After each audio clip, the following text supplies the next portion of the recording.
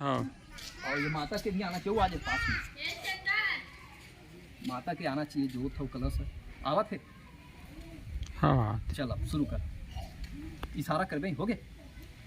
नमस्कार मित्रों, मैं आपका astro friend astro divine light channel में आप सभी का बहुत बहुत हार्दिक अभिनंदन है। मित्रों, ये फिंगेश्वर की ऐतिहासिक आदि शक्ति माँ मावली का ये प्राण प्रतिष्ठित स्थापित मंदिर है, जो राजा के द्वारा स्थापित किया गया। मित्रों, आज गांधी जयंती और लाल बहादुर शास्त्री की जयंती है। मित्रों, आज हम महात्मा गांधी के कुंडली के बारे में आप सभी को बताना चाहेंगे। मित्रों, महात्मा गांधी एक महान राजनीतिक और सामाजिक व्यक्ति थे, जिन्होंने पूरे भारतवर्ष ही नहीं बल्कि पूरे विश्व के लिए एक मिसाल हमारे लिए छोड़ के गए हैं। निश्चित रूप से महात्मा गांधी जैसे आदर्श पुरुष शायद ही इस धरती पर अवतरित होते हैं। मित्रों, पूरे दुनिया में अगर उनको हम अवतारी पुरुष कहें तो इसमें अतिशयोक्ति नहीं होगी। मित्रों, मैं अगर बात करूं महात्मा गांधी जी की जो कुंडली है वो तुला लग्न की कुंडली है, कर्क राशि की कुंडली है। मित्रों, अगर लगन की हम बात करें तो लगन में मालव्य नामक पंच महापुरुष राजयोग बना रहा है। भाग्येश बुध जो है वो लगन में केंद्र त्रिकोण राजयोग बना रहा है। मित्रों, जो महात्मा गांधी को बहुत ज़्यादा ये धार्मिकता के तरफ जो है वो खींच कर लेके जाते हैं। सत्य, धर्म और अहिंसा के इतने बड़े पुजारी जो है वो कोई साधारण पुरुष नहीं हो सकते। मित्रों, निश्चित रूप से क्योंकि मंगल का लगन में बैठना जातक को बहुत ज़्यादा परिश्रमी, बहुत ज़्यादा उसको विवेकवान और बुद्धिमान बनाते हैं। मंगल कानून के कारक है, शायद इसलिए वो विलायत की पढ़ाई करने के लिए विदेश गए और एक अच्छा वकील के रूप में वो अपने करियर की वो शुरुआत की है। मित्रों, और दो राजयोग है, इसलिए महात्मा गांधी के जीवन में बड़े बड़े अपॉर्चुनिटी, बड़े बड़े अवसर आए। चाहते तो वो प्रधानमंत्री बन सकते थे, लेकिन उन्होंने ऐसा नहीं किया। आज़ादी की लड़ाई में सबसे ज़्यादा बिना शस्त्र उठाए अहिंसा से उन्होंने हमारे देश को आज़ादी दिलाई। मित्रों, महात्मा गांधी के सप्तम भाव में गुरु विराजित होने के वजह से इनकी धर्मपत्नी भी काफ़ी धार्मिक स्वभाव की थी।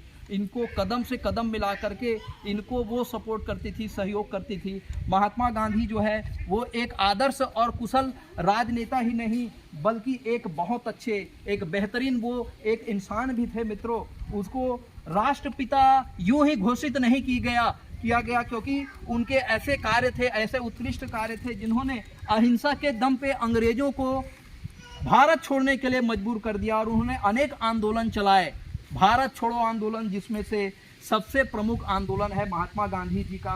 और महात्मा गांधी जी ने इतने बड़े आंदोलन से बिना शस्त्रों, बिना हथियार के हमारे देश को गुलामी की जंजीरों से हमें आज़ाद दिलाए हैं। मित्रों, और निश्चित रूप से महात्मा गांधी की इस बलिदान से आज हम चैन की जो सांस ले पा रहे हैं, आज़ादी की जो हम जीवन जो हम बड़े ही स्वतंत्रता के साथ हम जी पा रहे हैं, अपने काम को हम अंजाम दे पा रहे हैं। मित्रों, तो ये स्वतंत्रता भी हमें उस गांधी के बलिदान स्वरूप हमें प्राप्त हुआ है। मित्रों, निश्चित रूप से मित्रों, महात्मा गांधी की कुंडली की यदि हम दशम भाव की बात करें मित्रों, तो राहु चंद्र की युति होने की वजह से महात्मा गांधी जो है, जिनके कुंडली में राहु अगर दशम भाव में बैठा हो, रावण की भी कुंडली के दशम भाव में राहु बैठे हैं और रावण जो है वो त्रिलोक विजेता बने। रावण जैसे प्रकांड विद्वान और ज्ञानी पुरुष न तो आज तक पैदा हुआ है और ना भविष्य में पैदा होगा, ना भूतो ना भविष्यति।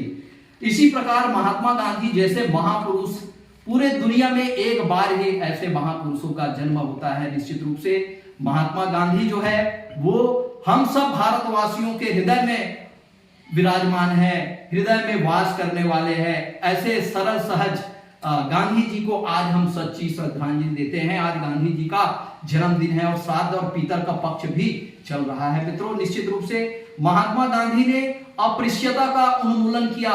उस जमाने में, अंग्रेजों के जमाने में जो छुआछूत और भेदभाव की जो नीतियां थी, उन भेदभाव से महात्मा गांधी हृदय से बहुत आहरित थे। पहले वो नीच जातियों को जो है बहुत अपमानित करते थे, इसलिए नीच जाति को सम्मान देने के लिए महात्मा गांधी जी ने एक शब्द दिया, हरिजन शब्द, उनके सम्मान के लिए। और महात्मा गांधी ने कहा कि अगर मुझे दूसरा जन्म लेना पड़े तो मेरा जन्म उस छुआछूत वाले घर में मेरा जन्म हो, उच्च नीच कुल में मेरा जन्म हो, ताकि वो जो नीच कुल वाले जातक जो दुख और पीड़ा वो महसूस करते हैं, वो दुख और पीड़ा मैं महसूस करूं, ताकि मैं उनकी पीड़ा को दूर कर सकूं। तो वास्तव में ऐसे मनोविचार वाले, ऐसे विचारधारा वाले वो महापुरुष, ऐसे ही वो राष्ट्रपिता नहीं कहलाए गए मित्रों। निश्चित रूप से आज पितर श्राद्ध चल रहा है और महात्मा गांधी इतने सात्विक है और अंग्रेजों के कार्यकाल में रहने के बावजूद भी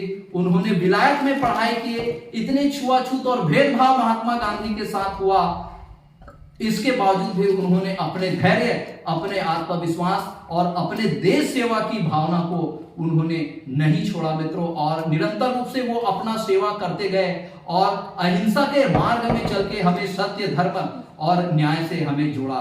तो इस तरह महात्मा गांधी की इस जन्म दिवस को अभी पितर का श्राद्ध भी चल रहा है मित्रों। तो हमारी सच्ची श्रद्धांजलि तभी होगी जब हम महात्मा गांधी के जीवनी को समझ करके उनके आदर्शों को हम अपने जीवन में उतारे, उनके पद चिन्हों पर चल के हम अपने जीवन को महात्मा गांधी जैसे हम उत्कृष्ट बनाए, सफल हो और हमारा भी, ताकि भविष्य में मान सम्मान बढ़े मित्रों। इसी तरह से मित्रों महात्मा गांधी के जीवनी के साथ आप सभी को पीतर पर्व की बहुत बहुत शुभकामनाएं। भगवान पीतर के देवता अर्यमा देव की कृपा आप सभी के ऊपर बनी रहे। इसी शुभ और मंगल कामनाओं के साथ अब आपके स्टो फ्रेंड को इजाजत दीजिए मित्रों। प्रणाम, नमस्कार।